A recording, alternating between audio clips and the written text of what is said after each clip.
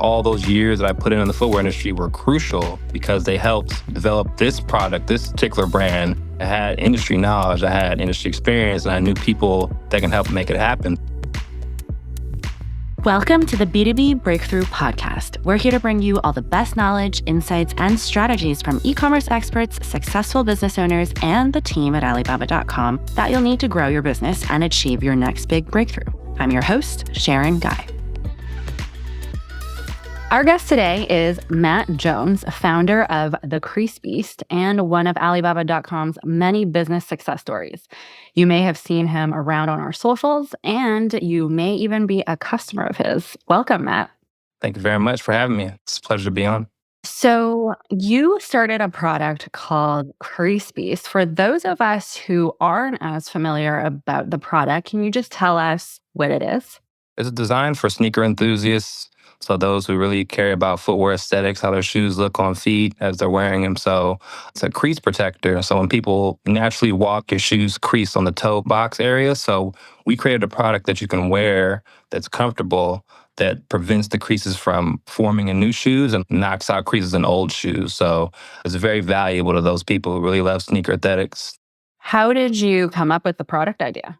Me and my co-founder, we grew up together back in middle school. We would stuff our shoes with old socks as we're wearing them to knock out the creases. It was the way that we wanted to keep our shoes fresh. And we took that idea from when we grew up, using that in high school and middle school, and I kind of revolutionized it, the way our product is designed. It mimics that same kind of aspect where ours is a piece of foam, but that's what's sitting on top of your shoe as opposed to like the extra sock that's knocking out the creases. It's a much more comfortable way of doing it, but that was the essence of it. So you were stuffing your shoes for tons of years. So that means you had the product idea, or maybe you didn't have the product idea, but you had the product inspiration maybe when you were 12. Exactly. Crazy how it revolutionized, like almost 20 years later. We were just talking about ideas of things we could do, but that's where it started. Because I worked in the footwear industry my whole life, almost after high school, and I'd never seen anything like it. So we kind of just thought about like, you know what, there's something to it. And thankfully, it took off. Tell me more about the footwear industry and what you were doing before. You used to work at Skechers. Is that where the idea sort of solidified even more when you were seeing your customers walking around with crease shoes? And maybe that's why they would walk into Skechers for another new pair. What was that part of your experience like? Fresh out of high school, I was working retail, working in warehouse jobs, cashier jobs, whatever it was. I was always a big shoe enthusiast growing up. So it was natural to work in an environment like that. It was familiar to me, and it was easy to kind of like move up the ranks because I knew a lot about shoes and I had a good work ethic. So essentially, after I graduated high school, 10, 15 years later, I worked at Skechers as a store manager. I worked at Skechers as a corporate lead one time. And essentially, I saw the industry developing from an analytical lens. I saw what the customers were buying. I saw that they were shopping for more aesthetics. And I'd seen that a lot of people were buying more accessories with their shoes as opposed to just buying just standard socks or shoelaces. People were buying things to enhance the appearance of their shoes.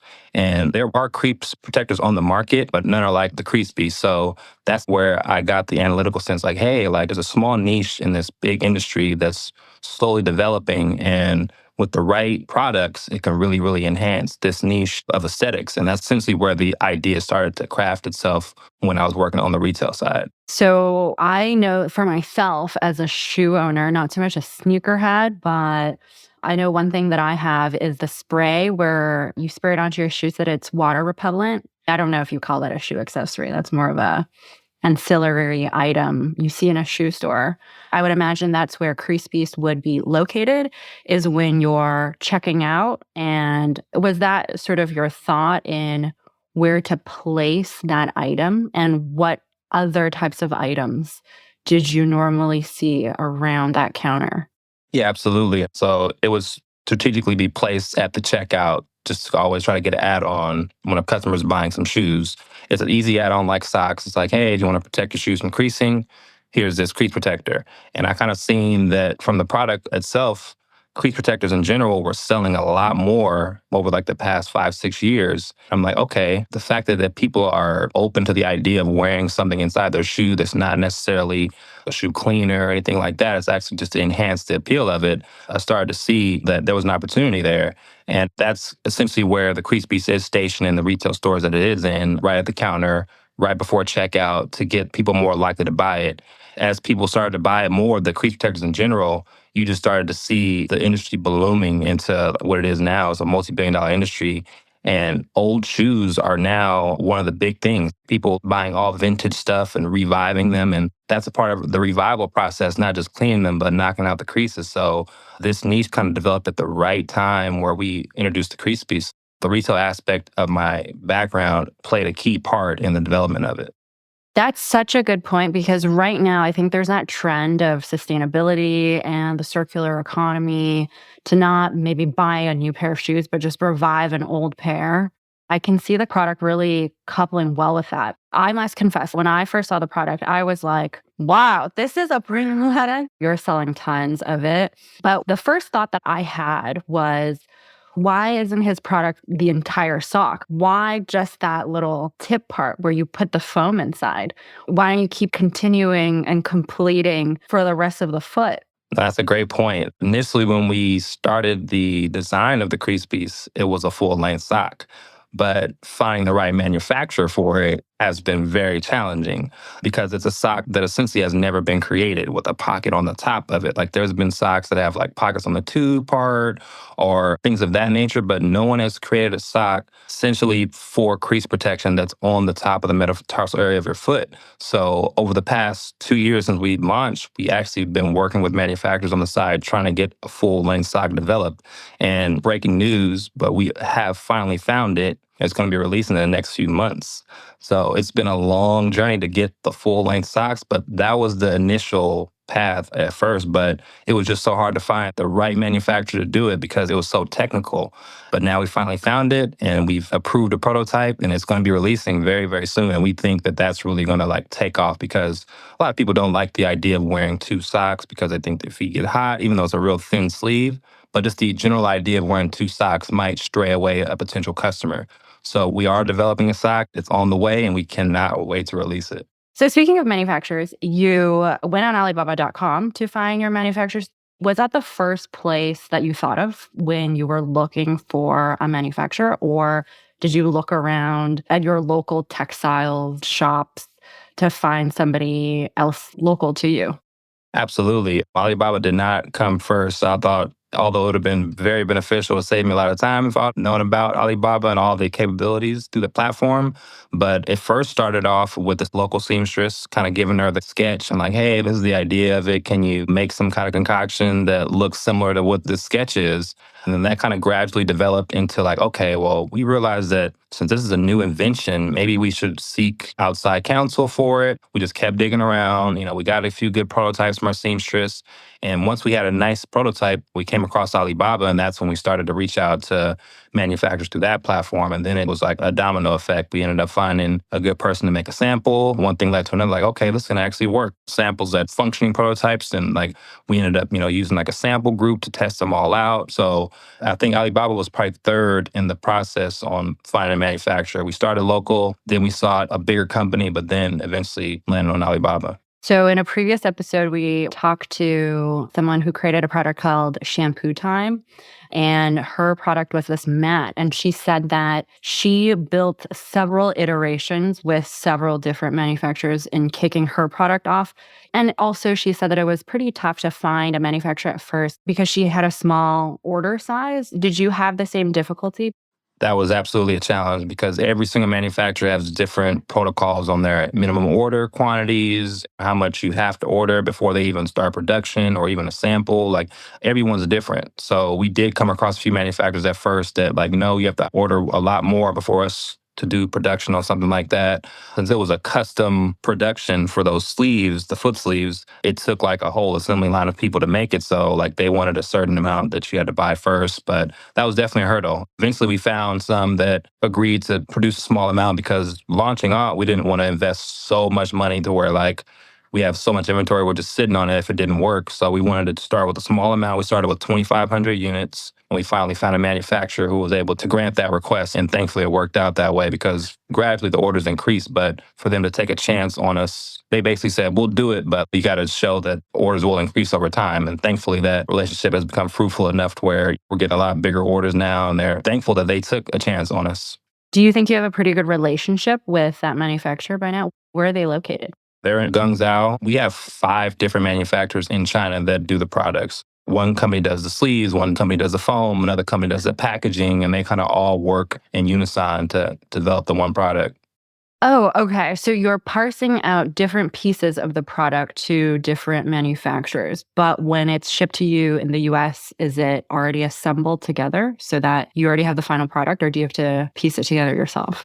Yeah, so we have to do the assembly and the shipping because not all aspects of the product are completely perfect to where we can have an assembly group out there. That's something that we are working towards. But we're constantly refining the product as time goes along. Like we're taking the customer feedback, tweaking it here and there, and making sure we have the perfect product. In a perfect world, we want to get it to where it's, straight assembly line, it's just cranking out, all automated. But as of right now, it's shipped from China to the US, and then we do all the assembly here along with the shipping. So I noticed that your packaging is actually pretty unique. It reminds me of a very expensive wallet that you would buy because it looks like a very, very hard box. What gave you that inspiration to design that type of outer packaging? My partner, the co-founder of the company, he's the branding, marketing, design genius. His background is all graphic design, marketing, branding, advertising. So he had already worked on a bunch of different packaging products throughout his time as a graphic designer. And once this inspiration came along, we kind of wanted to make a theatrical feel. So if you notice, the logo has like that 3D effect to it, like one of those spotlights that you see in the sky. We kind of wanted to create that kind of same imagery. So that's what inspired it. We wanted to use red because it's like one of the most recognizable colors called out. And the name Crease Beast itself can take different kind of tones. You can take like a character tone, it can take a dominant tone. So we thought it was a versatile enough title to where we had some flexibility when we started making content for it. So like the initial inspiration was to make like a theatrical feel to the box. That's why it's designed how it is. Is there a mission statement that you've created for the company that folds into that whole marketing or branding, that voice of the brand?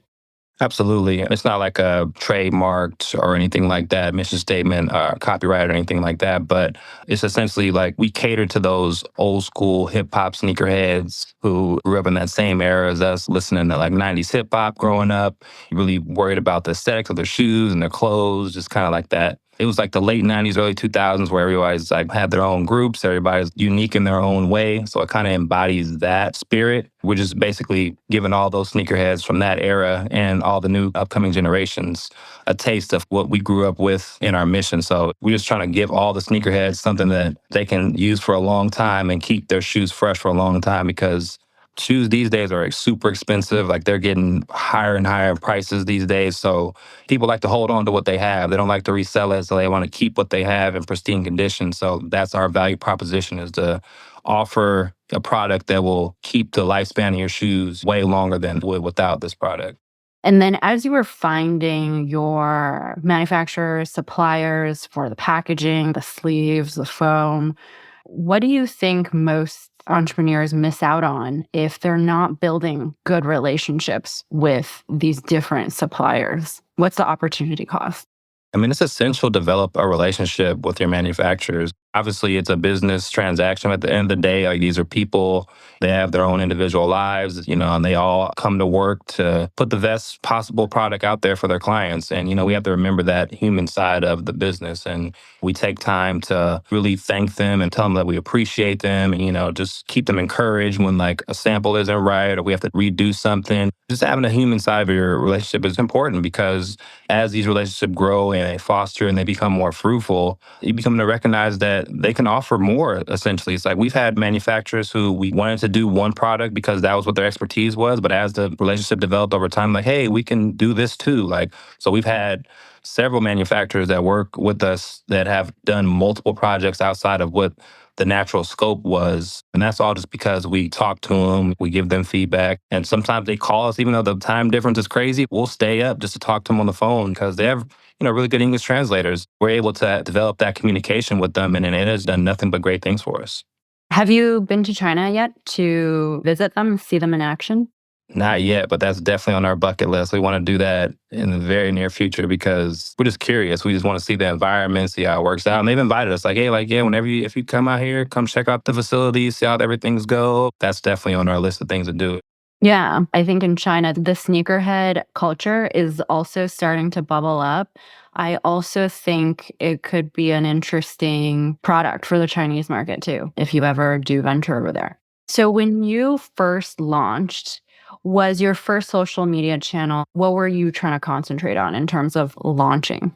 Instagram was our primary focus because we just look at all the stats of all the social media, and that was the number one recommended for startup growth. Instagram has so much reach that if you have some viral content, you're able to get a lot of followers, very fast. So we concentrated on Instagram first, but we made accounts for every platform out there, but we concentrated on Instagram content and then kind of like use the same content we'll post on TikTok, Twitter, YouTube, and a variety of other platforms. Did you hire somebody to do that for you, or were you a social media guru to begin with? So my partner, he's the social media guru. So he's the one who designed the whole layout of the Instagram and all the pages and like how everything is sequenced out. The content we both collaborate on, like he does all the video and the editing and all the nuts and bolts of it. But like we both creatively come up with concepts for videos and like how they're all structured and laid out. So, I have a hand in that part. I do more of the logistics side, but whenever we do create content, we just do it together. And we've hired random influencers here and there just to do product like videos and content for us. But for the most part, we do everything ourselves. Yeah, I think I've seen you in some of those videos. And I think you guys also design your own storyline, you write your own script and then shoot it. Does that come pretty easy to you, or does it take a while to come up with the different scenarios to insert that product? Because ultimately it's a piece of content, but it's also an ad. Exactly. So believe it or not, it comes fairly easy. We both like the same kind of music, and that's kind of what we base it on. Like if we hear like an old school song that has like a good concept to it or a good beat that people don't really hear often, we'll use old school songs, old school genres of music to give us that inspiration. And then sometimes based on the lyrics of the song, the beats and how they transition, we'll kind of use those to our advantage in the video to sync up with the movements. So we have a whole formula in place, but the inspiration is pretty easy. We just sit down in the living room and just throw on some music and kind of think, like, oh, this song has some potential to throw some Crease stuff in it. Like the song may not even directly relate to shoes at all, but sometimes it's catchy enough to kind of got to get that viewer in there. I have never heard of that way of creating videos before, where you pick out the background music first, which sometimes for some video creators, that might be the last thing that they think of to pair with the video. Okay, that's interesting. So then it also sounds like, because there's so much of that music influence, are you hoping, or maybe you already are, working with some hip hop artists right now to either be an ambassador for your product or figuring something along those lines? Because in another interview we had done with ShampooTime, the founder had said that Cardi B, Nicki Minaj, they would have just found her product and shot videos around it. That also contributed to her follower count. Is that going to be weaved into your social media strategy or marketing strategy somehow down the road? Absolutely. That's our goal, is to find people in that area that we were influenced by, popular artists that come from the same background and love shoes, love hip hop. So we definitely want to get an influencer of that magnitude eventually. I think with our natural growth and the traction that we're on now, like we'll eventually come across those communication channels where we can actually find or reach out to some of these artists that we envision will work well with our product and how our social media is set up. So that's definitely a goal. Nothing as concrete as of right now, but like kind of as we grow, we're just looking at our followers to see if one of our followers becomes one of our favorite artists and we can reach out to them directly. So we're just kind of waiting for that opportunity to present itself, but that's definitely in the plans to market our product better through those hip hop artists. They say 2024, especially the time that we're in now, it's a time for manifesting. Is there a particular artist you would love to collaborate with? You can give them a shout out on this podcast. Yeah, he's a fairly new artist. His name is Conway the Machine. He just kind of embodies the whole spirit of what we're doing.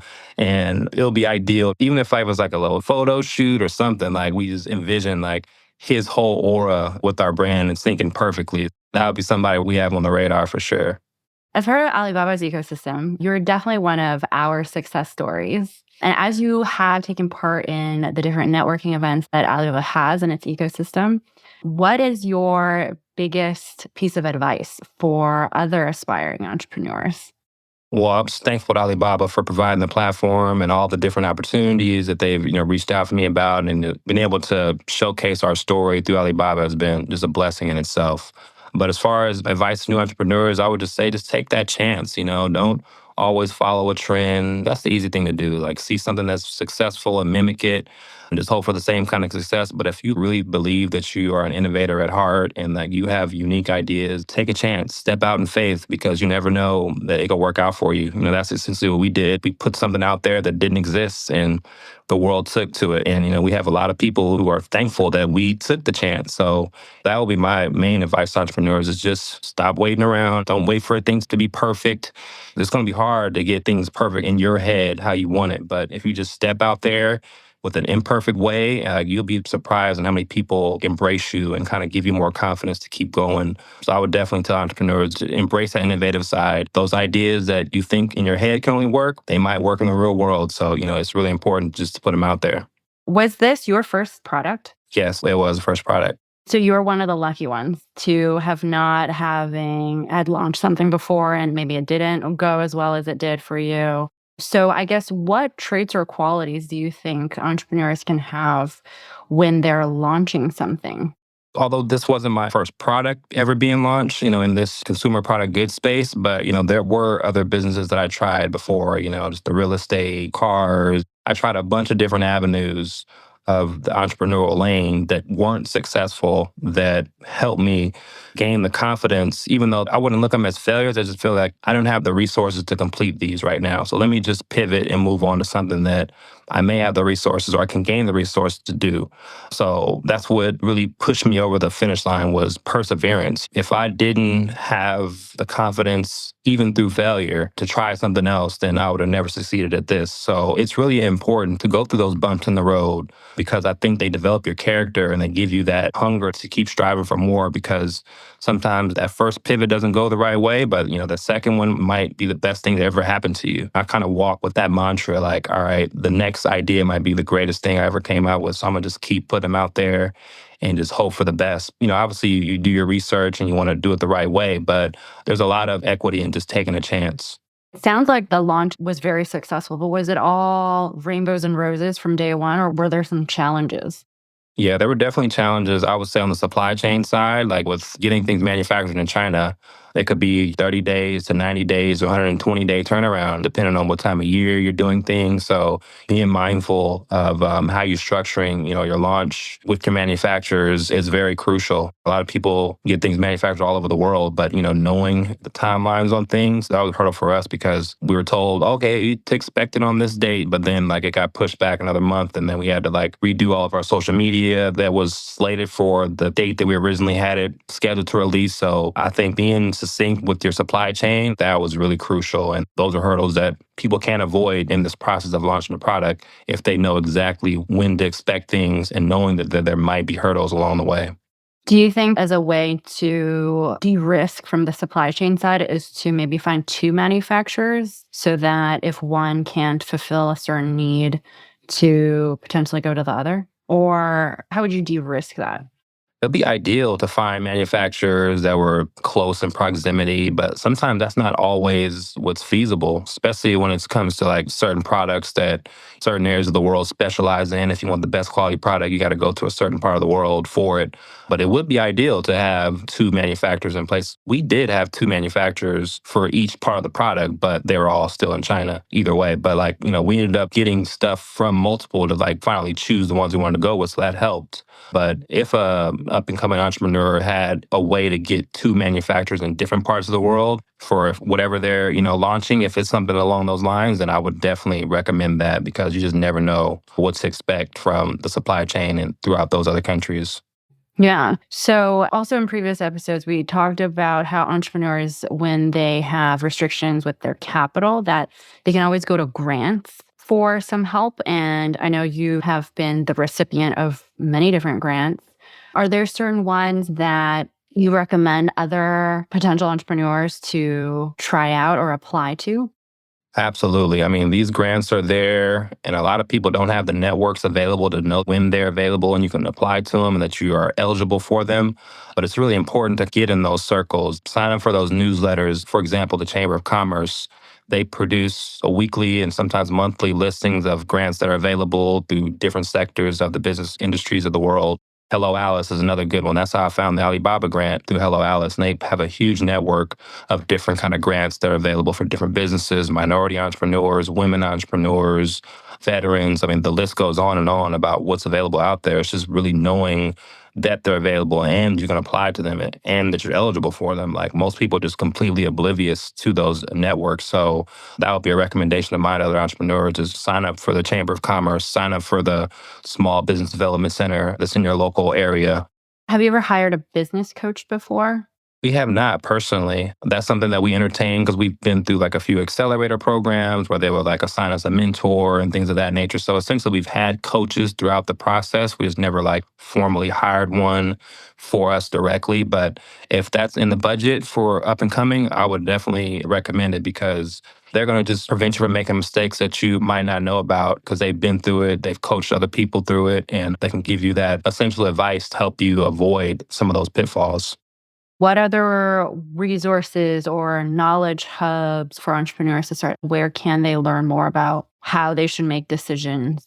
So there are some free resources out there. One I mentioned previously, the SBDC, that's the Small Business Development Center. They're paid for by the U.S. government, and they're free resources. Essentially, they're like strategically placed throughout the U.S., but there's always one in your region that you can call, and they'll assign an advisor to you. They'll set up meetings with you. They'll look at your business plan, analyze it, and give you ideas and advice on who to reach out to. They're there as a free resource for us. So if you have zero budget for anything, that's something that you can tap into. The SBDC, they're all over the US and they're there to help us thrive in our businesses because without small businesses, the US economy is nothing. So they want to make sure that the upcoming businesses have the resources that they need to, really thrive. Where else do you turn to for inspiration? Are there certain brands that you aspire to take a page from their playbook? Absolutely. Nike is the number one footwear brand in the world by far. So like pretty much everything they do we have a close eye on. We're kind of like, all right, if Nike is doing this, like there's a reason why they've done the research. They have the unlimited budget to do whatever they want. Companies like Kiss is another one we look at, as we aspire. Like we like their aesthetics. We like how they're tapped into the hip hop culture, the sneakerhead culture. It's very inspiring. So we always look at Nike and Kiss as like the two main brands that we aspire to be like. Crease Beast is also one of those products where you might buy a pair and then it might be tough to have the same customer repurchase. Are there new products that you're launching down the road where you're trying to get your current set of customers to purchase again from you? Absolutely. And that's where the socks creates that opportunity. Socks have a certain lifespan to them. And if you look at like the real big sock companies like Stans, Bombas, they all operate like on subscription style businesses. That's something that we envision for our socks too, is like a subscription model to where we keep that return business coming. We also plan on releasing our own version of the footwear products that are out there today. Your standard shoe cleaners, your sneaker wipes, sneaker sole protectors. Like there's a bunch of different products that are out there currently that we plan on putting our own twist to where it kind of create those other customers. And we also have some new inventions in the footwear space that we're going to come out with as well under the same umbrella. So we have a huge product line that we're gradually rolling out, year by year. But as of right now, we have plans for the next 5-10 years to gradually release different kind of products and new products to the space. Since we're talking about feet accessories, I have always thought of, I don't know if one day you want to have a section for women who wear heels, like a heel beast, but the balls of my feet really hurt when I have to wear heels for a very long time. Have you thought about something specifically for women and in that direction for comfort of something when you're wearing a really, really tall heel? Absolutely. You'd be surprised how many women have reached out to us and asked us about that exact product. Like, hey, like I see you guys, use memory foam in your product. I know that there's always that friction issue that a lot of women deal with, not only in the back, but like on the balls of your feet, the metatarsal area. There's a lot of areas of the heel that could be padded. So we've definitely looked at that. We're kind of developing ideas on the best way to present that to that demographic, but it's already in the pipeline. So recognizing these little problems within this niche of the industry has been valuable with this brand because we've gotten ideas from our customer base to lay the foundation for the future. We're looking into that space of women and heels because we know it's a huge market. A lot of women wear heels on a regular basis daily. So why not make a more comfortable experience? Or I think it's more like a lot of women avoid heels because we don't want to have painful feet. So we end up not doing it. We end up not wearing the heel because there is no solution to reduce the pain. I can totally imagine. And I'm here for you. What has been your proudest achievement so far as a business owner? Just the fact that we invented something that didn't exist, like that in itself, it was a huge accomplishment because it was a huge risk. I mean, because most people are more susceptible to like newer versions of things that already exist. That's like the safer thing to do. But when it's something completely new that has never been introduced, especially to the footwear space, to where footwear industry has been blooming for years. I mean, everybody wears shoes. The popularity has increased a lot. So to introduce a product that was never seen in this space and for it to be received, that is a huge compliment to us because in our head, it worked. Nice. What would you say are your biggest learnings in 2023? It was probably learning that everybody has a different experience. Not one person who has an issue with a certain product doesn't mean the entire demographic feels the same. We started off with one size of the Crease Beast. Now that there's 5 different sizes of it. So that all developed over time, getting feedback and going back to the lab and coming back out with different products. So we launched pretty much every single size except one more coming out last year. And that was all based on the feedback that we were getting throughout the year. So it was a great learning experience to kind of not take it as criticism, but like constructive criticism. Like, hey, like your product is good, but for my foot, it'll work better if it was a little smaller or a little skewed. So, we took that feedback and ran with it. It made our company grow even more. So it was a great learning experience. And finally, did you ever think one day that you would be founding this type of company that's also making this product innovation? Did you ever think you were going to be at the spot you are right now? I didn't, honestly. Although I had like a love for shoes growing up, I never envisioned myself in this industry long term. It was one of those things like, okay, as I'm in college, as I'm working, I need a job. So why not work in a comfortable space? And like, I didn't really like have any intentions to like grow. Like I wanted to like grow as much as I could within my position or like within the company I worked for at the time. But I didn't really see myself as like a potential pioneer in the industry or anything like that. I was like, all right, bridge the gap until I figure it out to make something else work better.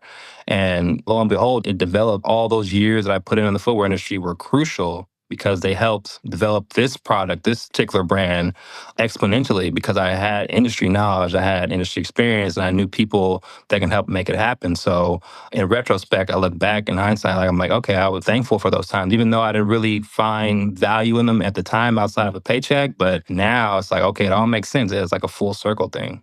You can only make sense of the past by looking back and connecting the dots. What advice would you have given to your teenage self?